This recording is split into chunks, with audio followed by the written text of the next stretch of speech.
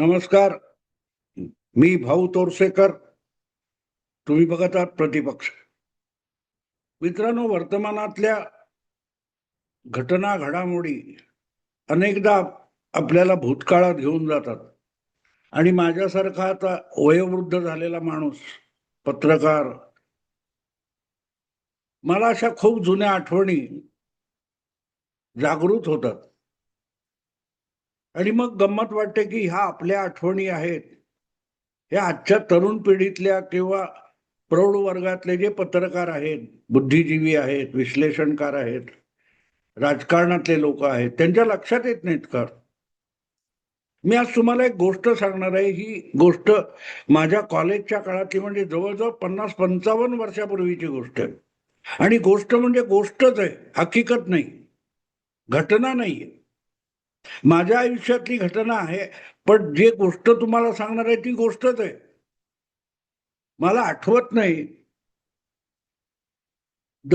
मिरासदार की शंकर पाटील हे दोन ग्रामीण जीवनावर अतिशय सुंदर विनोदी कथा लिहिणारे लेखक होऊन गेले आपल्याकडे साहित्य. त्यापैकी कोणाची तरी एक कथा आहे आणि ती मला आज आठवली. जंतर मंतरवर कॉक्रोच जनता पार्टी नावाचा जो काय तमाशा शनिवारी झाला, तो ज्या पद्धतीत फ्लॉप झाला तो मला अपेक्षित होता. मला त्याविषयी तिळमात्र शंका नव्हती. देशाच्या सर्वोच्च न्यायालयाचे सरन्यायाधीश सूर्यकांत यांनी जी एक टिप्पणी केली होती, ती टिप्पणी समजून घेण्यासाठी असते, त्याच्यावर आपण टिप्पणी करणे इतके शहाणे झालो असं जेव्हा कोणालाही वाटतं तेव्हा तो तद्दन मूर्ख असतो, हे पहिलं लक्षात घेतलं पाहिजे. देशाच्या सर्वोच्च न्यायपीठाच्या जागी बसलेला माणूस जे काय सांगतो ते समजून घेण्यापेक्षा त्याची खिल्ली उडवणाऱ्या कॉक्रोच जनता पार्टी नावाच्या एका सोशल मीडियातल्या पोस्टला कोट्यवधी लोकांनी, 2-3-4 कोटी काय लोकांनी फॉलोअप केलं आणि काय काय कॉमेंट लिहिल्या. त्याच्यावर देशामध्ये एक नवा राजकीय पक्ष तयार झाला आणि आता तो पक्ष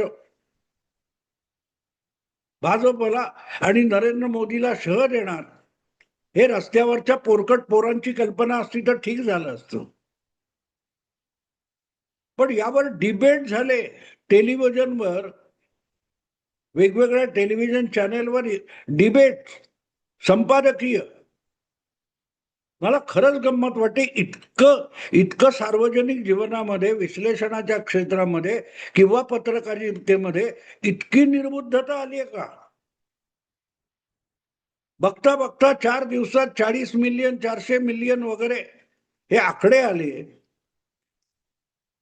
हे खरे खोटे आहेत की नाही तपासून घ्यावं. कोणाला गरज वाटली नाही. झालं आता कॉक्रोच पार्टीला मोदी घाबरले, अमित शहा घाबरले, सरकार घाबरलं, काय काय काय काय चाललं होतं. आणि म्हणून मला ती मिरासदार की शंकर खंडू पाटील त्यांची लोकशाहीवरची गोष्ट आठवली. गोष्ट अशी होती, मेजॉरिटीनं हत्ती मारला. ज्या वेळेला आपल्या देशाला स्वातंत्र्य मिळालं आणि हळूहळू करत पहिल्या 10-15 वर्षामध्ये तळागाळापर्यंत लोकशाही पाझरवायची म्हणून स्थानिक स्वराज्य संस्था, नगरपालिका, नगर परिषदा, तालुका पंचायती, जिल्हा परिषदा अशा संस्था निर्माण करण्यात आल्या आणि त्यांच्यावर स्थानिक पातळीवरचं प्रशासन आणि निर्णय प्रक्रिया सोपवायची असा तो निर्णय होता. आणि मग अशा पद्धतीच्या लोकशाहीचा कसा गैरफायदा घेतला जाऊ शकतो यावर ती गोष्ट होती. लोकशाही म्हणजे मेजॉरिटी. त्यांनी त्याच्यात मेजॉरिटी, ग्रामीण उच्चारानुसार मेजॉरिटीनं हत्ती मारला असं त्याचं शीर्षक होतं. की बहुमत आहे ना, मग झालं. बहुमताने लोकशाही सिद्ध होते. 100 लोकसंख्या आहे किंवा 100 सदस्य आहेत त्याच्यात एकदा 51% किंवा 51 सदस्यांनी शिक्कामोर्तब केलं की आजपासून चंद्राला सूर्य म्हणायचं, तर त्या चंद्राला सूर्य म्हणणं आणि चांदण्याच्या प्रकाशाला सूर्यप्रकाश म्हणणं किंवा रात्रीला दिवस म्हणणं हा लोकशाही मधला संकेत बनून जातो, नियम बनून जातो. इतका पोरकटपणा या आकड्यांच्या लोकशाहीतून येतो. हीच गोष्ट त्या मेजॉरिटीच्या गोष्टीमध्ये होती. गोष्टीचं शीर्षक होतं मेजॉरिटीनं हत्ती मारला. आता गावचा सरपंच सगळ्यात दबदबा असलेला आणि त्याच्याकडे बहुमत आहे. एक दिवस सरपंचाच्या इच्छेनुसार ग्रामपंचायतीमध्ये बहुमताने ठराव पास होतो की आपल्या गावात एक हत्ती आलेला आहे. आता विरोधी पक्षात बसलेले लोक विचारतात, तुम्ही म्हणता हत्ती आलाय, तो कुठे आहे? ते म्हणतात बहुमताने ठराव पास झालाय, याचा अर्थ हत्ती आलेला आहे. बहुमत बघा तुम्ही, बहुमताचा ठराव बघा तुम्ही. बहुमताच्या ठरावाने जर गावात हत्ती आला असं ठरवलेलं असेल तर हत्ती आलेला आहे, त्याचा वेगळा पुरावा देण्याची गरज नाही. विरोधी पक्ष परत परत विचारत राहिले की कुठे तो हत्ती दाखवा. हत्ती दाखवा म्हटलं की प्रस्तावाचा कागद पुढे केला जायचा. आता हत्ती आला म्हणजे देशात गावाचं फार प्रतिष्ठा वाढली. हत्ती म्हणजे श्रीमंतीचं लक्षण, हत्ती म्हणजे विकासाचं लक्षण, हत्ती म्हणजे संपन्नतेचं लक्षण, गजानंत लक्ष्मी म्हणतो ना आपण. आणि त्यामुळे प्रस्ताव करण्यात आला की हत्ती आलाय तर त्याचा सन्मान झाला पाहिजे.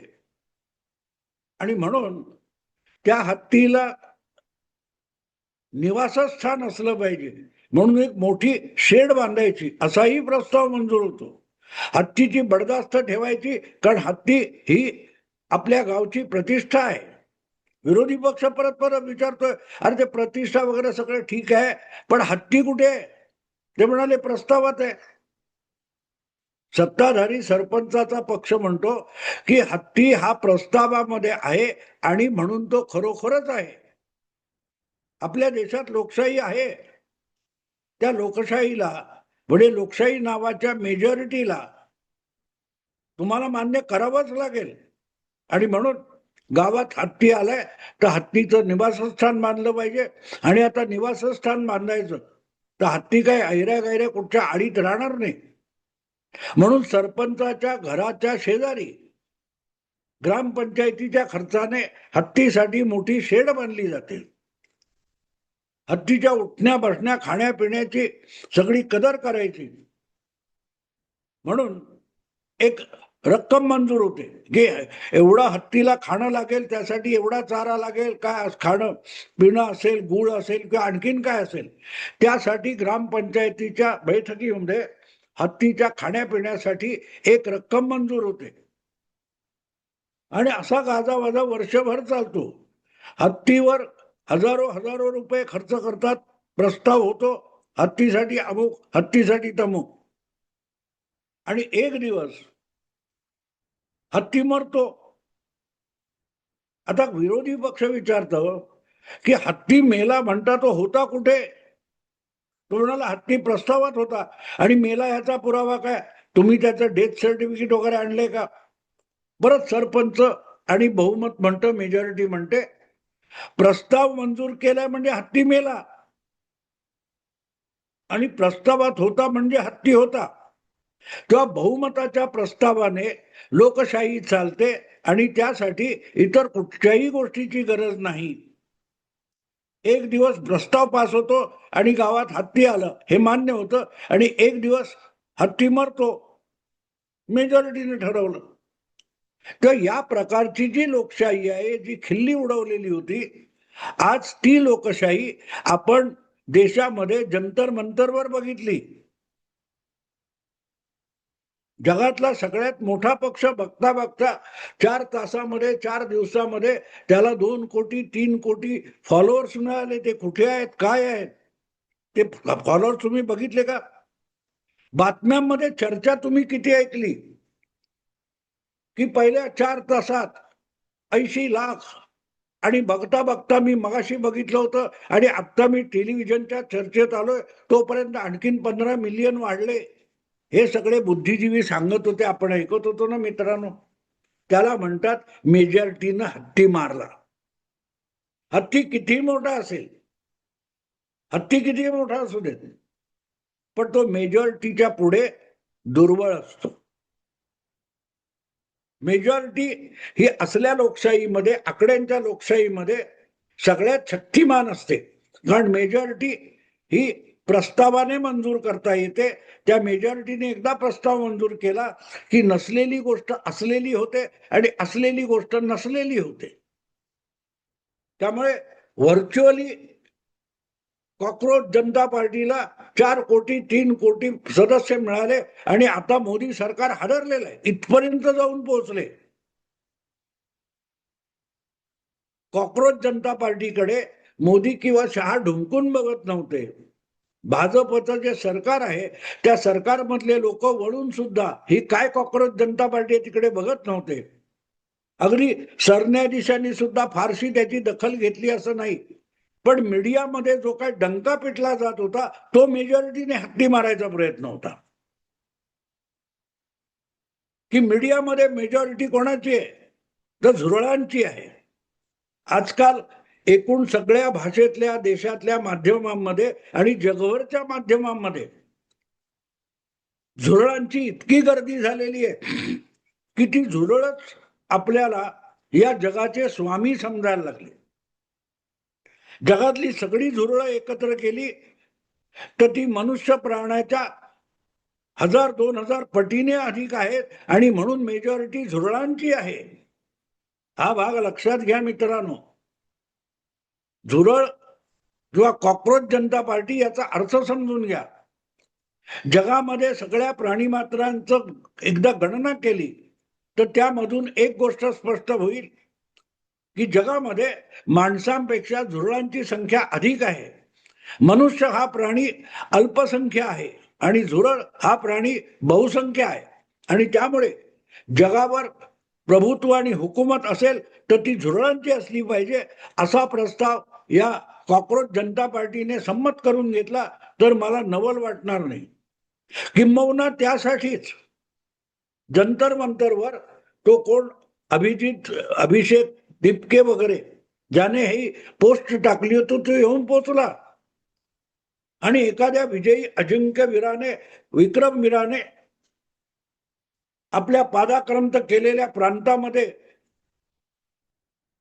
यावं, त्या पद्धतीत त्याचं जंतर मंतरवर स्वागत करण्यात आलं. आणि मग असल्या झुरळांच्या भरोश्यावर लोकशाही चालू बघणारे भारतातले बाकीचे सगळे आंदोलनजीवी हे तिकडे जाऊन पोहोचले, ज्यांनी गेली 15-20 दिवस या कॉक्रोच जनता पार्टीचा डंका पिटला होता. अर्थात डंका पिटण्यापलीकडे आजचा मीडिया काही करत नाही. कधीतरी त्यांना जरांगे पाटील हे आता क्रांती घडवून आणणार, मग कधीतरी जेनझी नावाची काहीतरी एक पुढचा प्रकार आहे, तो जेनझी या देशातलं सरकार उद्ध्वस्त करून टाकणार आणि परत लोकशाही आणणार, हुकुमशाही. बरं, हुकुमशाही कुठे आहे? या देशात हुकुमशाहीची प्रवृत्ती वाढते. त्याचा पुरावा काय? तुम्ही पुरावा काही देऊ शकत नाही. आणि या देशात घटनेचा आधार घेऊन, कायद्याचा आधार घेऊन, लोकशाहीचा आणि निवडणुकीचा आधार घेऊन ज्यांनी हुकुमशाही आणली त्या पक्षाचं नाव काँग्रेस पक्ष आहे. इंदिराजींनी ती आणली. अधिकाधिक राज्यपालांचा गैरवापर करून आपल्या विरोधातली राज्य सरकार बरखास्त करणं, पालटून टाकणं, मोडून टाकणं हा उद्योग काँग्रेसने केलेला आहे. घटनेचा सर्वाधिक दुरुपयोग काँग्रेसने केलेला आहे. आणि आज सगळी झुरळं एकत्र येऊन सांगतात की काँग्रेसच लोकशाही वाचवू शकेल, घटना वाचवू शकेल, संविधान वाचवू शकेल. हे सांगणारं कोण आहे? झुरळ. झुरळो का है जमाना. काय करणार? आणि त्यामुळे अशा मीडियामधल्या झुरळांनी एकत्र येऊन जेव्हा ठरवलं की आपली मेजॉरिटी आहे, सगळ्यात मोठा फेमस प्रसिद्ध लोकप्रिय पत्रकार चेहरा सर्वाधिक वादग्रस्त असलेला राजदीप सरदेसाई त्यानेही सोशल मीडियात डिक्लेअर करून टाकलं, मी सुद्धा कॉक्रोच आहे, मी सुद्धा झुरळ आहे. अर्थात ते सत्य बोललंय. पण गंमत अशी होते की राजदीप सरदेसाई हा नित्यनेमाने इतकं खोटं बोलत असतो की तो खरं बोलतो ते सुद्धा लोकांना खोटं वाटतं. त्यामुळे राजदीपने तुमच्या सोशल मीडियामध्ये मी सुद्धा कॉक्रोच आहे असं अगदी जाहीररित्या सांगून टाकलं. ते लोकांना खरं वाटलं नाही, कारण राजदीप म्हणजे खोटारडा, राजदीप म्हणजे खोटारडा ना.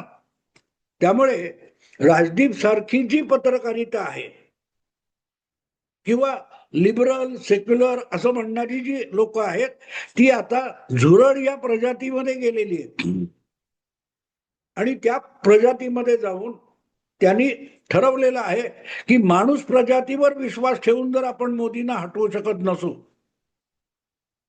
अगदी देशविरोधी शक्तींना एकत्र करून सुद्धा आपण मोदी सरकार आणि भाजपचा पराभव करू शकत नसू, तर आता आपण झुरळांची मदत घेतली पाहिजे. आणि ताबडतोब सगळी झुरळ निर्भय बनो आंदोलनात उतरली आणि त्यांनी गर्जना केली, घोषणा केली की जरा वाट बघा, आम्ही येतोय, आम्ही जंतर मंतरवर येतोय. आणि 4-5 तासामध्ये जंतर मंतरवर आलेली झुरळ अगदी कुठलाही तो फवारा, स्प्रे, लाल हीट, काळा हीट वगैरे न मारता उन्हाच्या तडाख्याने पांगली, बघता बघता भरारी.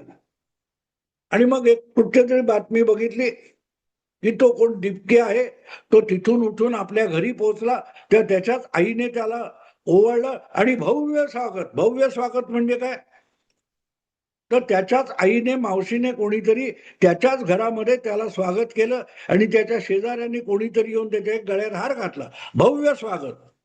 आता भव्य म्हणजे काय, मेजॉरिटीने हत्ती मारला, ठराव पास झाला ना, मग हत्ती आला आणि हत्ती मेला.